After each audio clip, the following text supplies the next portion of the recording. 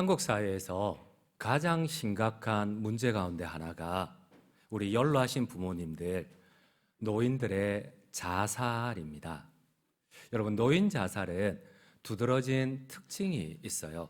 젊은 세대들은 자살을 하면 실패할 확률이 많은데 노인분들께서는 오랜 동안 고민하고 철저하게 체계적으로 준비하기 때문에 자살을 시도하면 거의 성공한다는 거예요. 그래서인지 우리나라는 인구 10만 명당 세대별로 보면은 노인 자살이 젊은 세대에 비해서 압도적으로 많습니다. 우리 한번 PPT를 한번 보실게요. 우리나라는 OECD 선진국 가운데 하나입니다. 근데 유일하게 노인 자살이 가장 높은 1위 국가가 우리나라입니다. 특별히 최근에는 기하급수적으로 배로 증가를 합니다. 지난 10년보다 근래 10년 동안 이 10만 명당 노인 자살자 수가 40명에서 80명으로 2배로 뛰었습니다. 그리고 또 계속 더 노인 자살자 수가 증가를 합니다. 특별히 우리가 유념할 것은 세상이나 이 노인 자살률이 우리 교회나 차이가 없다는 거예요. 여러분, 왜 불신자들과 신자들 간에 왜 노인 자살률이 차이가 없을까요? 우리 부모님들께서 왜 자살을 할까요? 그리고 또 우리가 꼭 알아야 될 것이 왜 불신자들이나 그리스도인들이나 이 자살의 차이가 없을까요? 노인 자살을 하는 중요 원인은 크게 3가지라고 합니다. 단연코 먼저는 건강 문제입니다. 이 생각하고는 다르게 계속 나이가 드니까 마음이 또 몸이 계속해서 쇠약해지고 질병이 자꾸 하나, 둘, 셋, 넷 계속 찾아오는 겁니다. 그게 너무나 힘들게 한다고 합니다. 제가 설교를 준비하는데 이런 생각이 들어요. 저희 목사님들 가운데 부목사님들 가운데 가장 젊으신 분이 양원재 목사님이십니다. 여러분들 알고 계시죠? 양원재 목사님이. 네. 근데 이제 30대 이제 중후반이신데 얼마 전에 이제 같이 갔다 오는데 이런 얘기를 하세요. 목사님 30대 후반이 되니까 1년 전하고 너무나 틀려요. 이런 얘기를 하는 거예요. 감히 제 앞에서. 그래서 제가 그랬습니다. 50 넘어봐라. 어제 오늘 다르다. 그런데요, 우리 성도님들 앞에 참 저희가 부끄러운 게 우리 성도님들은 저한테 이런 얘기를 하시거든요. 목사님, 내가 60대는 팔팔했는데 70이 되니까 조금 힘듭니다. 이런 분들 앞에서 저희가 작년 다르고 어제 다르다 이래가지고 얼마나 죄송했는지 모릅니다. 우리 부모님들은 여전히 건강하시죠? 저희보다 더 청춘이신 거죠? 3분만 아멘을 하시는 것 같으세요. 질병이 자꾸 찾아오니까 그 질병을 이기지를 못하신다고 하세요. 그리고 이 노인 자살이 급증하는 이유 가운데 2번째 이유가 경제적인 문제라고 합니다. 이전하고는 다르게 평균 수명이 이제 100세라고 하는데 우리가 60, 65세 은퇴하다 보니까 앞으로 경제적인 압박감이나 두려움이 힘들게 합니다. 근데 이것보다 진짜 중요한 자살을 하는 이유가 있습니다. 여러분, 자살을 하는 대다수의 90% 이상은 우울증에 걸렸기 때문이라고 합니다. 근데 그 우울증은 가장 가까이 사랑하는 사람을 잃은 상실감 때문에 그렇다고 합니다. 평생을 동반했던 아내가 먼저 죽어요. 평생을 동반했던 남편이 죽습니다. 자기 목숨보다 소중한 가까운 가족이나 자녀가 죽음을 맞이합니다. 그러면 그 상실감에 빠져서 결국은 우울증에, 결국은 자살 충동에 빠져 결국은 우리 부모님들께서 자살을 한다고 합니다. 그렇습니다. 오늘 성경에 나오는 야곱 역시도 여러분 위대한 믿음의 족장입니다. 위대한 믿음의 4대 족장 가운데 하나였던 야곱도 사랑하는 가족에 대한 상실감과 우울증에 말미암아 계속 자살을 기도하고 있습니다. 여러분, 참 아이러니한 거는 불신자나 그리스도인이나 위대한 족장이나 똑같이 우울증에 빠져서 똑같이 자살을 기도해요. 내가 살아서 못하느냐? 차라리 내가 음부로 내려가 죽음으로 내 사랑하는 라헬을 만나러 가겠다. 내 사랑하는 아들 요셉을 만나러 가겠다. 야곱은 일만 열면 계속해서 내가 죽어야지 자살 충동에 빠져 있어요. 우리 한번 오늘 성경 말씀 37장 35절을 함께 읽도록 하겠습니다. 그의 모든 자녀가 위로하되 그가 그 위로를 받지 아니하여 이르되 내가 슬퍼하며 수올로 내려가 아들에게로 가리라 하고 그의 아버지가 그를 위하여 울었더라. 이상하죠, 여러분? 내가 지금 하나님께 예배 드리고 있지만은 불신자들과 차이점이 없어요. 우리 그리스도인의 차이점이 무엇입니까? 위대한 족장 역시도 사랑하는 자녀와 사랑하는 아내를 잃은 상실감에 우울증에 빠져서 계속 입만 열면은 자살을 이야기하고 입만 열면은 죽음을 이야기를 합니다. 왜 이런 걸까요? 도대체 그렇다면 믿음을 가진 자나 믿음을 갖지 못한 자나 무슨 차이가 있습니까? 야곱은 계속해서 자살을 반복해서 표현하고 계획을 하고 있습니다. 우리 한번 성경 말씀 창세기 37장 35절을 다시 한번 읽도록 하겠습니다. 그의 모든 자녀가 위로하되 그가 그 위로를 받지 아니하여 이르되 내가 슬퍼하며 수올로 내려가 아들에게로 가리라 하고 그의 아버지가 그를 위하여 울었더라. 여러분, 성경은 두 가지를 얘기를 합니다.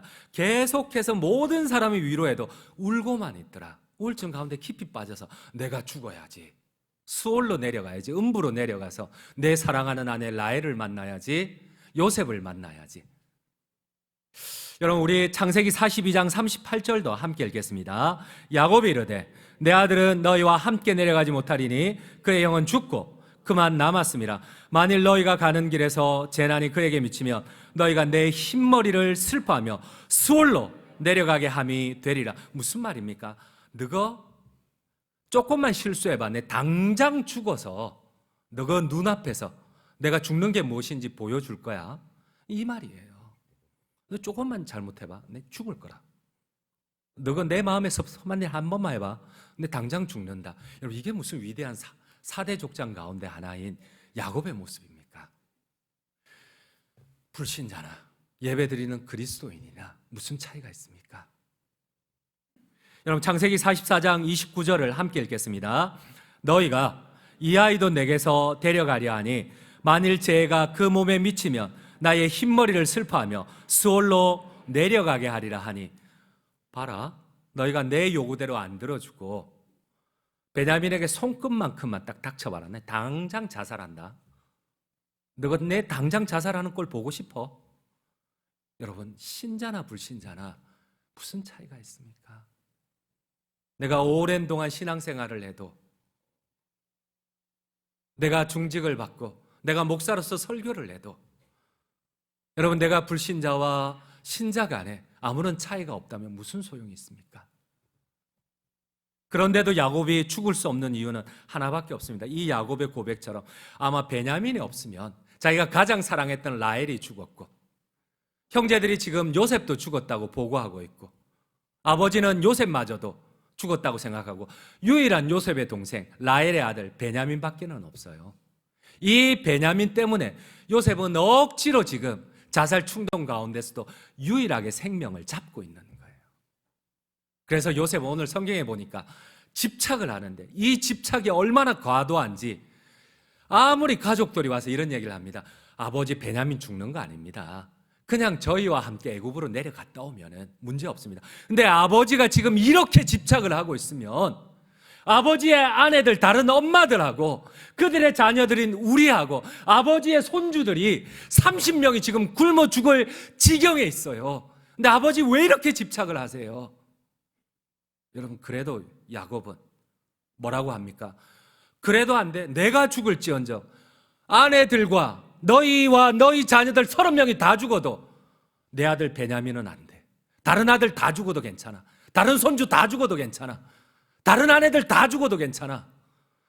내가 가장 사랑하는 이 베냐민만 안 죽으면 돼. 베냐민 손끝만 닥치면 너희 바로 내가 자살할 줄 알아. 여러분, 불신자와 그리스도인의 차이점이 무엇입니까? 우리 한번 오늘 본문 8절을 한번 같이 한번 읽도록 하겠습니다. 8절입니다. 유다가 그의 아버지 이스라엘에게 이르되 저 아이를 나와 함께 보내시면 우리가 곧 가리니 그러면 우리와 아버지와 우리 어린 아이들이 다 살고 죽지 아니하리이다. 그런데 여러분, 오늘 성경에 놀라운 일이 일어납니다. 아마 성경 어느 본문치고 이렇게 사람이 급변하는 본문이 없어요. 단지 6구절 차이에서 이렇게 과도한 집착 가운데 빠져있던, 극도의 우울증과 자살 충동에 빠져있던 야곱이 갑자기 변화되기 시작을 합니다. 이 8절에 이렇게 고백하는 야곱이 14절에 가면은 갑자기 믿음으로 이렇게 고백을 합니다. 내가 아들을 잃으면 잃으리라. 하나님의 은혜가 함께하면 내 아들이 살 수 있고, 만약 하나님이 내 아들을 데려가시면 내가 순종하리라. 이런 고백을 합니다. 여러분, 성경 어느 본문에도 이렇게 극단적으로 차이가 나는 고백이 없어요. 여러분, 어떻게 해서 이런 일이 일어날 수 있을까요? 우리 한번 성경 말씀, 오늘 본문 14절을 함께 읽도록 하겠습니다. 14절입니다. 전능하신 하나님께서 그 사람 앞에서 너희에게 은혜를 베푸사 그 사람에게 너희 다른 형제와 베냐민을 돌려보내게 하시기를 원하노라. 내가 자식을 잃게 되면 이러리로다. 하나님께서 은혜를 베푸시면 베냐민이 살 수 있고, 하나님이 은혜를 베푸시지 않아서 베냐민이 죽더라도 내가 자식을 잃으면 이러리로다. 왜 이렇게 야곱이 변한 거예요? 방금 전까지만 하더라도 불신자나 4대 믿음의 족장이나 차이가 없어요. 내 아내를 왜 죽었지? 내 아내가 왜 죽었지? 내 사랑하는 요셉이 왜 죽었지? 그게 무슨 하나님이야? 하나님을 원망하고 비통해하며 내가 딱 죽을 거야. 너희들 내가 원하는 베냐민 손끝만 대봐. 나 당장 죽을 거야. 이랬던 사람이 하나님이 은혜를 베풀어 주시면 내 아들이 살 수 있고, 그래도 하나님이 데려가시면 이러면 이러리로다. 왜 이렇게 변한 걸까요? 사랑하는 성도님 여러분, 어떻게 이런 일이 일어날 수 있을까요? 이곳에 지금 예배드리는 우리는요, 우리는 불신자와 하나님에 대한 고백이 어떤 차이점이 있습니까? 야곱은 사랑하는 아내 라헬과 요셉의 죽음에 대한 상실감과 우울증으로 하나님에 대한 믿음을 완전히 잃어버렸습니다. 야곱은 우울증과 자살 충동에 사로잡혀서 삶에 대한 미련이 없었습니다. 오직 베냐민 때문에 살고 있어요. 그런데 도대체 야곱이 베냐민을 향한 집착을 버리고 하나님을 향한 믿음을 고백하고 있습니다. 어떻게? 무슨 일이 있기에? 자살 충동과 우울증을 극복하고 믿음으로 새로운 인생을 맞아들이고 있습니다. 여러분, 어떻게 이런 일이 일어날 수 있을까요? 우리 그리스도인들과 불신자의 차이점이 무엇입니까?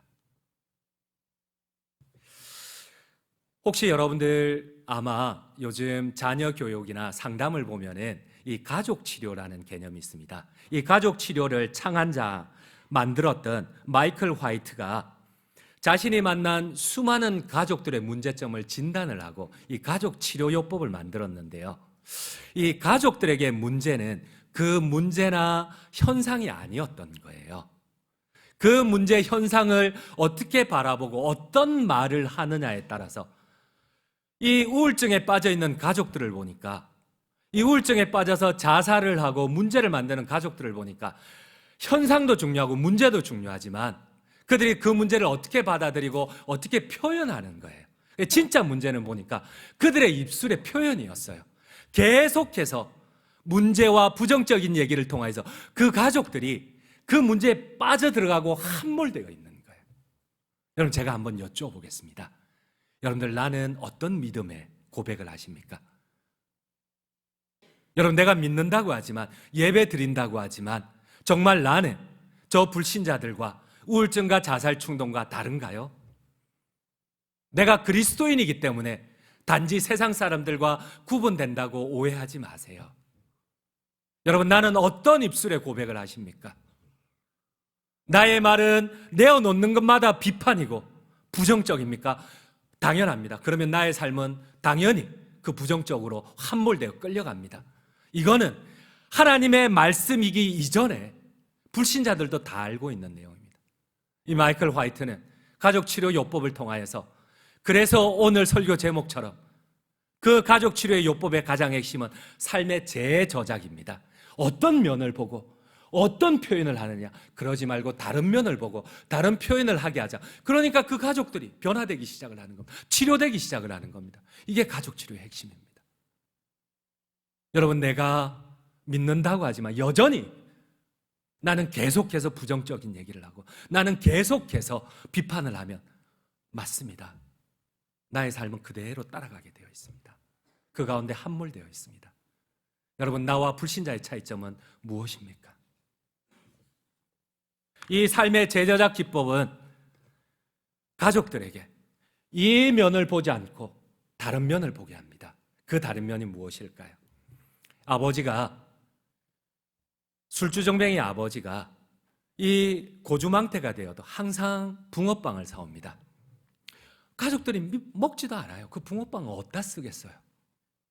그런데 이 가족들이 붕어빵을 사오면 막 아버지를 비난을 합니다. 아이고, 이 술만 취하면 고주망태가 돼서 붕어빵을 사오는. 그런데 여러분, 또 다른 면을 한번 보니까 삶이 고단해서 고통스러워서 어쩔 수 없이 술을 드시지만 그 인상불성 가운데서도 그래도 자식들을 향해서 아버지는 최소한의 사랑인 이 붕어빵을 어떻게든 매번 한 번도 빠지지 않고 붕어빵을 사오는 게, 여러분, 내가 이렇게 봤다가 이렇게 보니까, 여러분, 이전에는 아버지가 비난의 대상이었고 원망의 대상이었는데 이렇게 보니까 아버지의 사랑이 느껴지는 거예요.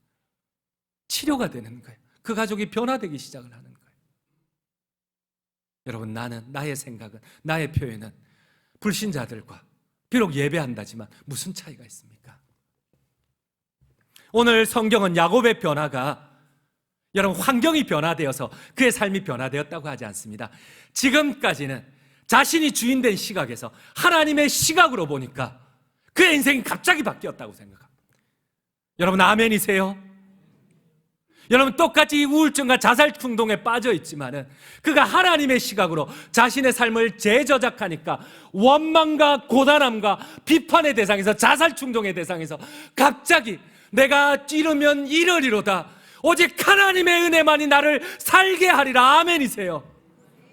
아멘입니다.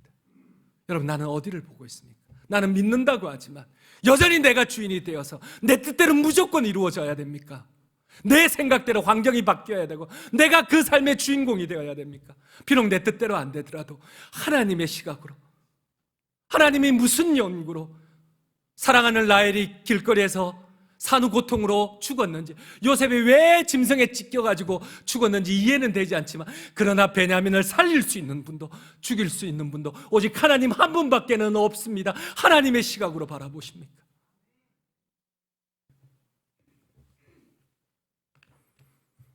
야곱의 시선이 자신의 삶을 새롭게 바라볼 때에, 하나님의 시각으로 자신의 삶을 바꾸어 볼 때에 라헬의 죽음과 요셉의 죽음을 이해할 수는 없지만, 그러나 그는 고백합니다. 이르면 이르리로다. 그러나 하나님이 은혜를 베푸시면 죽을 자도 살리리로다. 아멘이세요? 우리 한번 14절을 다시 한번 읽도록 하겠습니다. 전능하신 하나님께서 그 사람 앞에서 너희에게 은혜를 베푸사 그 사람으로 너희 다른 형제와 베냐민을 돌려보내게 하시기를 원하노라. 내가 자식을 잃게 되면 이러리로다. 여러분, 저에게도 고통스러운 시간들이 있었습니다. 진짜 몇 년 동안 말라리아에 걸리며, 지금은 제가 한 80kg 가까이 나갑니다. 그런데 제가 65kg가 이렇게 원양어선을 탈 때 그 정도 되었습니다. 그렇게 몇 년을 고생을 하고 귀국을 했습니다. 근데 저희 어머니는 알코올 중독이고 마지막에는 농약까지 드시고 병원에서는 산소호흡기를 떼자 하고, 여러분, 도저히 하나님을 이해할 수가 없었어요. 내가 이렇게 열심히 살았는데 그 젊은 날 학원 하나 제대로 못 가면서 그렇게 열심히 살았는데 하나님 어떻게 내 인생을 이렇게 엉망으로 만들어 놓을 수 있을까?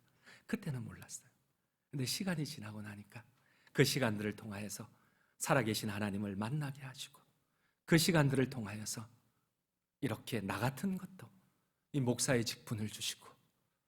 귀하신 성도님들을 섬기게 하는 이런 자리에, 그를 통하여서 저희 어머니가 기적이 일어나고, 저희 아버지가 그렇게 저를 신학교 간다고 집에서 쫓아냈던 아버지가 하나님을 영접하고, 그때는 몰랐어요. 그때는 몰랐어요. 이면만 보니까 몰랐어요. 근데 다른 면을 보니까 이제야 나의 삶을 재저작하시는 하나님의 시선이 보이기 시작을 하는 거예요. 여러분, 지난주에 제자훈련을 할 때 제자훈련생이 이런 기도에 대해서 저희가 배우는데, 이런 질문을, 목사님, 고통스러우니까 도무지 평소에도 기도가 안 되는데 도무지 입이 안 열립니다. 어떻게 하면 기도할 수 있을까요? 마음은 원인데 기도가 떨어지지 않는다. 여러분, 그때가 생각이 나더라. 도무지 하나님이 원망스럽고 이해가 되지 않는 거예요. 그런데 제가 유일하게 할 수 있었던 일은 어기저기 교회 가는 거였어요. 그냥 교회 가서 아무리 앉아있어도 기도가 안 나와요. 하나님의 원망만 돼요. 계속 눈물만 흐르고. 여러분, 그래도 내가 할 수 있는 일은 그냥 교회 가는 일밖에 없어요. 그냥 교회 가서, 내가 아무리 억울하고 이해가 되지 않아도 그냥 교회 가서 함께 제자 훈련을 받는 성도님들이 위로해 주세요. 저도 얘기를 했어요.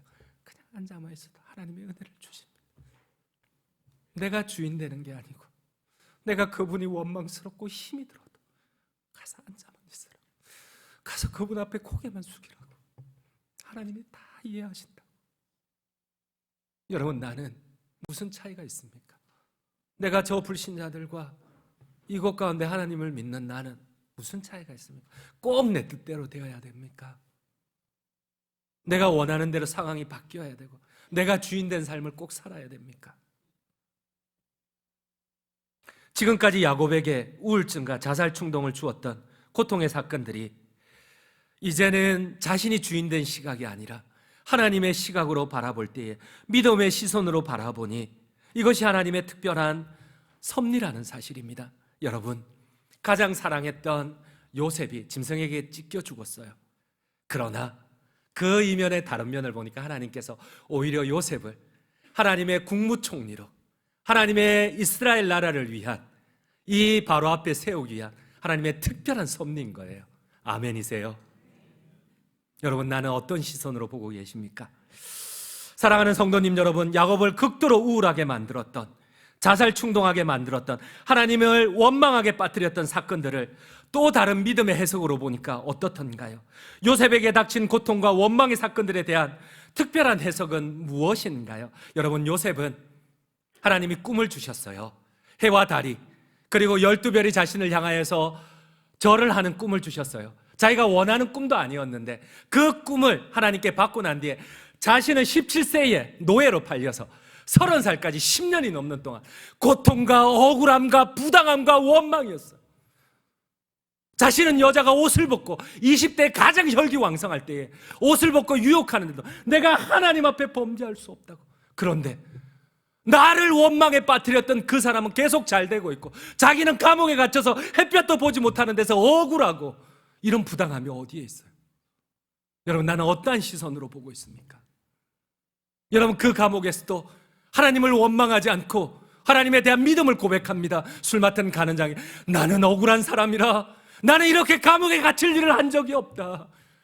내가 하나님이 이렇게 고난 가운데 인도해도 10년이 넘는 시간 동안 내가 순종하고 하나님 앞에 그리스도인의 삶을 살았다. 나를 기억해달라. 나를 기억해달라. 술 맡은 간원장이 에라, 기억은 무슨 2년 동안 쌩 까고 기억도 안 해요. 여러분, 왜요? 나의 시각으로 보면 이처럼 억울한 게 어디 있어요? 내가 끝까지 10년이 넘도록 최선을 다했는데 하나님 나를 잊었어요. 나를 부당하게 했어요. 나를 고통스럽게 했어요. 근데 여러분, 만약 요셉의 소원대로 28살의 나이에, 애굽의 고위 관직들은 30살이 되어야 등용이 되는데 28의 요셉이 여러분 억울함을 풀었다 생각해 보십시오. 술 맡은 간원장이 나가서 들어가 보니까 요셉이 억울합니다. 풀어주세요. 바로요. 그래, 풀어줘라. 요셉은 그 길로 풀려나서 억울함을 해소하고 가나안 땅에 가서 아버지를 만났다. 끝. 성경은 이렇게 기록되었을 거예요. 근데 28살의 요셉은 억울하지만 술 못한 간원장은 2년 동안 싹 잊어버립니다. 그러나 하나님의 때에 하나님께서 바로에게 꿈을 주시고 두렵게 합니다. 바로가 죽음의 위협 가운데 자기의 모든 신하들에게 공포합니다. 내 꿈을 해석 못하면 너희는 다 죽을 줄 알아. 그때서야 술 맡은 관원장이 요셉을 기억합니다. 그리고 요셉은 바로 앞에 서게 되고 요셉은 국무총리가 됩니다. 여러분, 나는 어디를 보고 있습니까? 어디에 함몰되어서 내 인생을 어디로 끌고 가고 있습니까? 내 인생을 어느 쪽으로 끌고 가고 있습니까? 사랑하는 성도님 여러분, 여전히 내가 옳다고만 주장을 하실 겁니까? 내가 내 삶의 주인이라고만 주장을 하실 겁니까? 여전히 나는 여기만 바라보고 함몰되어 갈 겁니까? 아니면 하나님의 시선으로 나의 인생을 재저작하시겠습니까? 아직 3장이나 남았는데 시간은 다 되었습니다. 사랑하는 성도님 여러분, 어떤 시선으로 삶을 계획하고 계십니까? 그런데요, 한 가지를 기억해 봐요. 야곱이 이러면 이르리로다, 죽으면 죽으리로다. 하나님께 자신의 삶을 맡겨드리고 시선을 하나님의 시선으로 바라볼 때 하나님이 야곱을 찾아오십니다.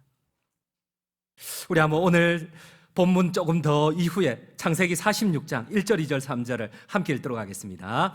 이스라엘이 모든 소유를 이끌고 떠나 부엘세바에 이르러 그의 아버지 이삭의 하나님께 희생제사를 드리니 그 밤에 하나님이 이상 중에 이스라엘에게 나타나 이르시되 야곱아 야곱아 하시는지라. 야곱이 이르되 내가 여기 있나이다 하매 하나님이 이르시되 나는 하나님이라 내 아버지의 하나님이니 애굽으로 내려가기를 두려워하지 말라. 내가 거기서 너로 큰 민족을 이루게 하시리라.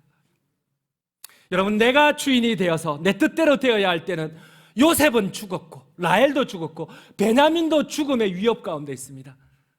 근데 내가 주님의 그 이해되지 않는 인도하심을 고백할 때에 요셉도 살았고 국무총리가 되었고 베냐민도 살고 자신도 애굽으로 내려가면서 하나님을 만나기 시작을 하는 거예요. 여러분, 아멘이세요? 나는 어디를 보고 계십니까? 나는 내 인생을 어떻게 제작하고 계십니까? 국무총리가 된 요셉이, 요건 다음에 하겠습니다. 아직까지 한 장이 남았네요. 시간이 다 결론을 맺도록 하겠습니다. 사랑하는 부모님 여러분, 한평생 고생하고 헌신하셨지만 세월이 가니까 몸에 질병이 자꾸 이것저것 찾아옵니다. 오히려 경제적으로 또 살아갈 날이 많은데 벌써 은퇴하고 경제적인 두려움도 있습니다. 또 가장 중요한 사랑하는 사람을 잃은 상실감과 고통이 있습니다. 그럼에도 불구하고 하나님께 우리 인생을 맡겨드리지 않으시겠습니까? 아멘입니다. 여러분, 야곱이 어떻게 하나님을 만나게 되었을까요? 요셉이 살아있어서, 죽었다고 생각한 요셉이 살아있고 그 요셉이 국무총리가 되고 사회적으로 안정이 되어서 그렇지 않습니다. 시선이 바뀌기 전에는 절대 우리 그리스도인들은 안정을, 저 천국에 대한 소망을 얻을 수가 없습니다. 그러므로 우리가 다시 한번 나의 삶의 주인이신 하나님을 인정하고 하나님의 시선으로 우리의 인생을 재저작하시는 우리 모든 부모님들, 성도님들 되시길 간절히 주님의 이름으로 축원드립니다.